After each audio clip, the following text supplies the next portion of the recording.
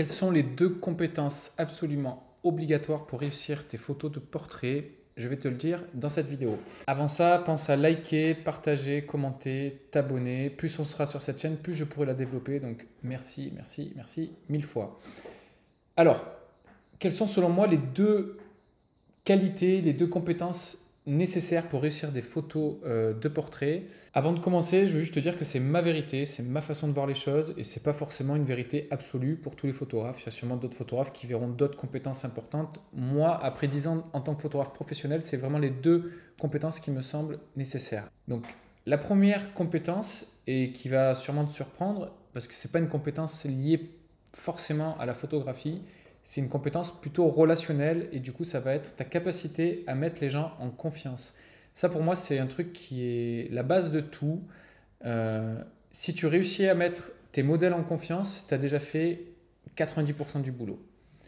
Allez, j'exagère. 50% du boulot, l'autre 50%, c'est la deuxième compétence dont je vais te parler juste après.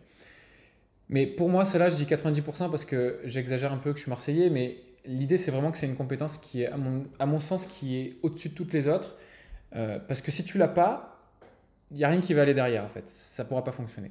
Donc c'est vraiment ultra important que tu sois capable de mettre en confiance le modèle qui est face à toi et ce n'est pas forcément une mince affaire. Je ne pense pas qu'il y ait une solution unique. Il y a autant de solutions que de modèles, il y a autant de solutions que de photographes. Ce que je veux dire, c'est que c'est une compétence où il faut être capable de s'adapter, il faut être capable d'être sociable, il faut être capable de ressentir la personne. C'est vraiment une compétence très très relationnelle.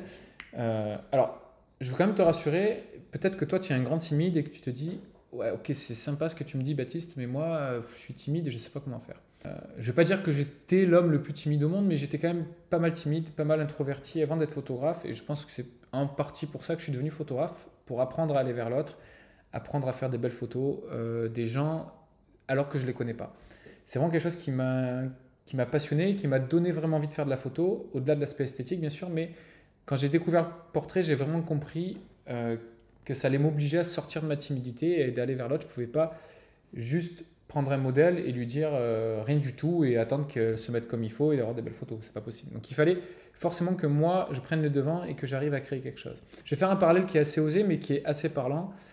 Imagine que tu vas voir un médecin parce que tu as un souci. Si le médecin ne te met pas en confiance, ça va être très compliqué. Imagine que tu as un accident, tu t'es fait mal, il faut que quelqu'un intervienne en urgence. Si tu as un médecin qui arrive et qui tremble comme ça au moment où il va s'occuper de toi, il y a de fortes chances que tu ne sois pas bien du tout. A l'inverse, si tu as un médecin qui arrive et tu sens qu'il maîtrise son truc de ouf, qu'il a vraiment l'habitude, qu'il sait ce qu'il fait, que ses gestes sont sûrs, qu'il n'hésite pas, ben là, ça va te mettre en confiance. Ça ne veut pas dire que tu iras 10 fois mieux, mais en tout cas, tu seras en confiance, ce sera beaucoup plus simple. Alors le parallèle est osé parce que nous, on fait de la photo et, entre guillemets, on ne va pas sauver des vies. Mais c'est plus pour que tu comprennes ce que je veux te dire.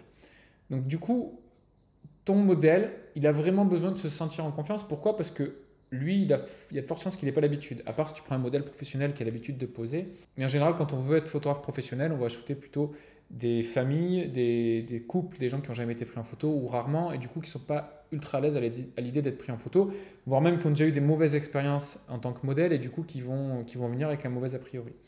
Donc du coup, toi, ton travail, ça va être vraiment de réussir à les mettre en confiance. Donc là, il faut vraiment que tu utilises tes compétences à toi en tant qu'être humain, en tant que personne. Quelles sont tes compétences pour mettre à l'aise les gens? Comment tu te comportes quand tu es avec tes amis, avec ta famille? Et c'est ça qu'il faut que tu essayes de voir pour essayer de faire la même chose avec tes clients ou tes modèles, peu importe. Je vais quand même te donner 2-3 astuces que moi j'aime bien utiliser. J'aime bien envoyer à mon couple ou à ma famille un petit questionnaire avant la séance. C'est des questions assez bateaux, par exemple, qu'est-ce que vous aimez faire ensemble? Depuis combien de temps vous êtes ensemble? Quels sont vos plus beaux souvenirs? Ce genre de choses. Le fait qu'ils me répondent à ces questions, c'est quand même quelque chose d'un petit peu intime et du coup, ils se livrent un peu à moi. Donc, on a déjà fait une partie du chemin vers la confiance puisqu'on ne se livre pas à n'importe qui. En général, on se livre à quelqu'un en qui on a confiance. Donc, du coup, le fait de faire ce premier cheminement, ça les aide à rentrer dans la confiance. Et ensuite, pendant la séance, moi, je vais beaucoup les rassurer, je vais beaucoup les écouter, je vais beaucoup les faire parler. Surtout en début de séance, je vais essayer de comprendre comment ils se sentent. C'est très rare qu'un couple, qu'une famille me dise oh, on est ultra à l'aise, on a trop hâte de faire des photos. En général, ils me disent ouais, on a hâte, mais par contre, on est en stress, on ne sait pas comment faire. Voilà, en général, c'est jamais très facile. Donc tout ça, je vais leur demander en début de séance et je vais leur dire vous inquiétez pas, c'est tout à fait normal. Et en fait, en leur disant ça, je leur enlève ce poids des épaules et du coup, ils disent ah ben c'est bon en fait Baptiste, on dirait qu'il a l'habitude de gérer ça et en fait c'est juste normal qu'on soit stressé. Je pense qu'avant la séance, vraiment les gens se disent, punaise, mais quand je vois les photos de Baptiste, j'ai vraiment l'impression que tous les gens qui prennent en photo sont photogéniques. C'est pas vrai du tout en fait, hein, mais c'est l'impression que ça peut donner et du coup de se dire, mais moi en fait je vais être ultra crispé et Baptiste il va se dire mais je suis nul. En fait non, tous les gens que je prends en photo sont toujours crispés en début de séance, sont toujours stressés, et c'est normal.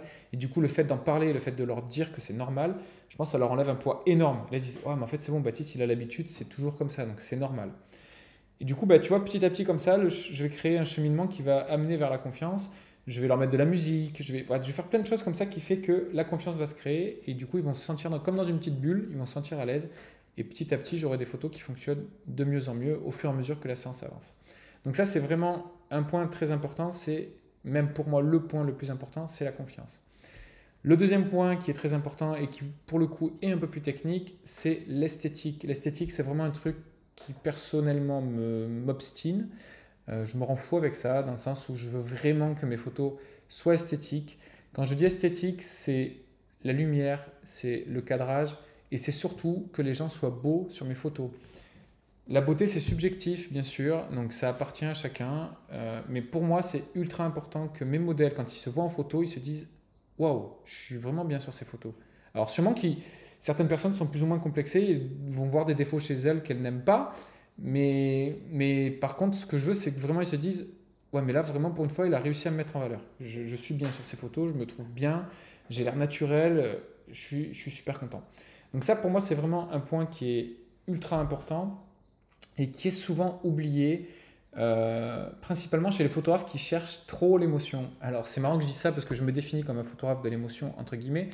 Euh, mais c'est aussi quelque chose que j'ai remarqué depuis que je suis photographe et depuis que je donne des formations, c'est que les photographes qui sont trop concentrés sur l'émotion, en fait, ils oublient complètement le côté esthétique. Et du coup, tu vas te retrouver avec des photos, il y a des émotions super belles, un éclat de rire ou quoi, mais un éclat de rire avec la personne qui est comme ça, et du coup un double menton qui est pas beau du tout.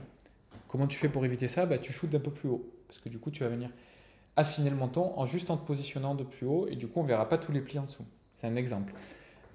D'autres exemples, la lumière qui est dégueulasse. Des fois, avec des grosses taches de lumière. Comment tu fais pour éviter ça? Tu te mets en contre-jour ou tu te mets à l'ombre, etc., etc., etc. Et du coup, moi, ça, c'est un truc qui me rend fou parce que quand je vois une photo, il y a une belle émotion, je me dis, putain, le plus gros du travail, il a été fait en fait. La confiance, elle a été établie, l'émotion, elle est là, mais la photo, elle n'est pas prise du bon angle, elle n'est pas prise avec la bonne lumière. Bref, l'esthétique ne va pas. Donc, moi, ça, c'est vraiment un truc qui est hyper important pour moi, c'est je veux avoir l'émotion, donc la confiance entre guillemets de mes modèles, première étape.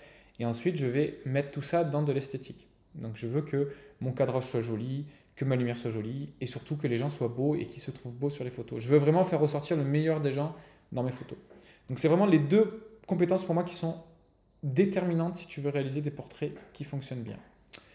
Voilà, j'espère que ces deux conseils te plaisent, j'espère que tu vois un petit peu comment les mettre en application et que ça te donne des nouveaux outils pour créer des plus belles photos et partir en séance un peu plus confiant. Quoi qu'il en soit, si tu as des questions, quoi que ce soit, tu me mets un commentaire et comme ça, je peux te répondre. Tu n'hésites pas à liker, partager et t'abonner, c'est vraiment important pour moi. Et n'oublie pas, tu as la possibilité de télécharger mon guide avec mes 10 conseils, mes 10 conseils secrets, tu sais, le truc trop plein de suspense.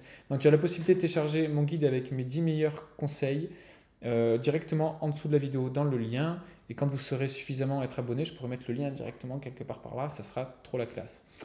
Voilà, je te dis merci et je te dis à la prochaine. Salut!